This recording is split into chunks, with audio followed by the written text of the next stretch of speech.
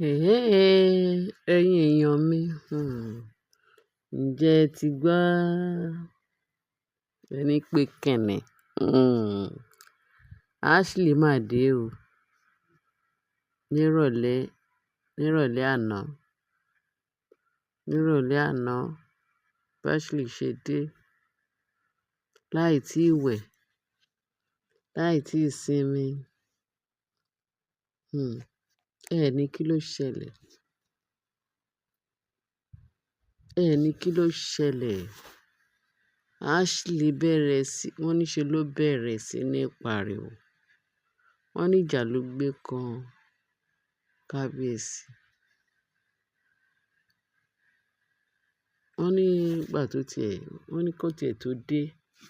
Ẹ má jà kó fọ̀rọ̀ lẹ̀ sọ̀rọ̀. Wọ́n nígbà tó dé, kó tó dé. Ọlọ́run, Ọlọ́run máa kú iṣẹ́ o. Wọ́n ní kó tó dé pé wọ́n ní wọ́n rush ẹ lọ sí hospital. Gẹ́gẹ́ bí nǹkan tá gbọ́, tá dẹ̀ sọ fún yín lánàá níjọ́ yẹn. Lánàá, pé wọ́n ló yìí wà ń bẹ̀, pé ṣùgbọ́n ó collapse. Wọ́n á ṣà rush ẹ lọ sí hospital.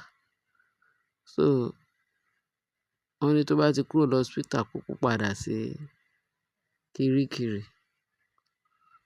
Wọ́n ní bí Naomi ṣe bẹ̀rẹ̀ sí ní bẹ kábíyèsí nìyẹn. Kí kábíyèsí jọ́, kí kábíyèsí fi yèdé nù. Kí kábíyèsí wo ti ọmọ Ashley. Adéwámi kiní kan náà pé ọmọ Ashley pé ó jọ kó wo tọmọ yẹn. Ọmọ yẹn pé ọmọ yẹn ló máa suffer gbogbo ẹ̀, pé ọmọ yẹn yìí kéré pé kí kábíyèsí jọ́ kó lè kàn release Ashley kó má padà sí Kiríkirì mọ́. Wọ́n bail ẹ̀. Kábíyèsí wá ní Naomi, ìwọ ló ń sọ̀rọ̀ báyìí. Kí n release Ashley. Kí kíni bá lè ṣe ó ní kó release. Ṣé ẹ dẹ̀ mọ̀ pé kò sí nǹkan tí olórí Naomi tó wà tì lọ́wọ́ kábíyèsí. Kò sí nǹkan tó wà tì lọ́wọ́ kábíyèsí, tó gbà tì lọ́wọ́ kábíyèsí, kábíyèsí á fún. Wọ́n ní bí kábíyèsí ṣe call pé kàn release Ashley kó máa padà bọ̀ láàfin. Wọ́n náà release ẹ̀ o.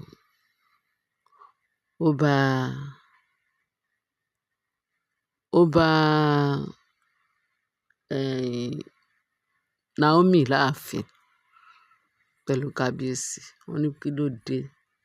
Bó ṣe dé báyìí ló bẹ̀rẹ̀ sí ní pariwo. Wọ́n ní tara yẹn. Tó tún rí kábíyèsí àti Naomi.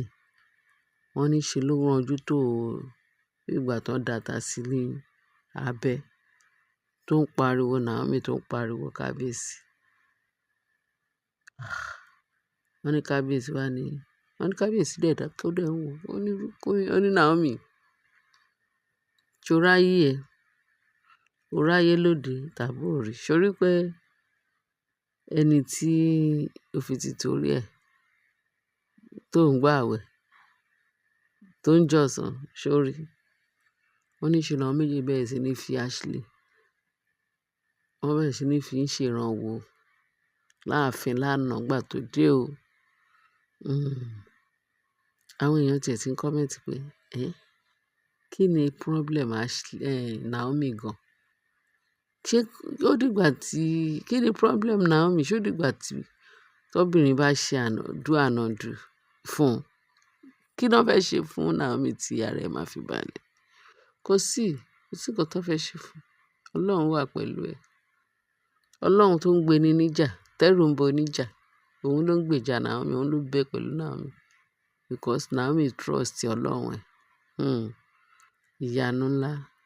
Ṣé ẹ rí èyí tí Ashley ń ṣe yẹn? Wọ́n ní ẹni tí a bá wí tó bá ń wá àròkè yóò parun lójijì. Bẹ́ẹ̀ ni, òun lọ̀rọ̀ Ashley. Ná bá ní ló bẹ̀rẹ̀ sí ní réèkì o, ló ń réèkì o pẹ̀lú fún kábíyèsí o, fún Naomi tó ṣàǹbù wọn méje mẹ́jọ mẹ́sàn-án. Ó fohùn lẹ̀ láti odidi ọjọ́ mẹ́ta ó lock òun up. Ó lock òun up tó jẹ́ pé Naomi ni. Wàá ti sáré lọ gbé jáde, wàá ti sáré lọ ṣe kíní. Torí Naomi yẹn, òun ni ò jẹ́ kí òun rójú ẹ. Torí Naomi, òun máa dogún, òun máa dọgbọ̀n, òun máa ṣe gbá, òun máa ṣàwọ̀. Ṣé orí crown yẹn òun lòún gbà pé tóun dè, òun padà wá gba crown òun. Ó fẹ́, ó kọ̀ crown tó sọ pé Naomi ló fẹ́ gbé, òun ò ní gbà, kì í ṣe bíbá ni Naomi ti máa dé crown ti Naomi yẹn. Òun lòún máa gbà, òun ló máa ṣe. Ṣé ti torí nǹkan kékeré yẹn, nǹkan kékeré tóun ṣe fún Naomi yẹn, ṣé ti torí ẹ ni kábíyèsí fi ignore òun tó fi neglect òun tóun tún dé tí ò dé wá hug òun. Òun á ṣe pé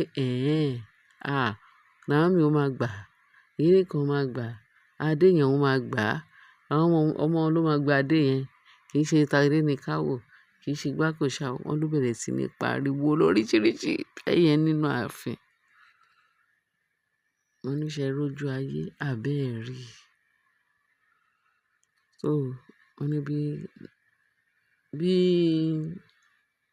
kábíyèsí àti Naomi wọ́n ń wò níran pé kò sẹ́ni tó fọhùn, kò sẹ́ni tó sọ̀rọ̀.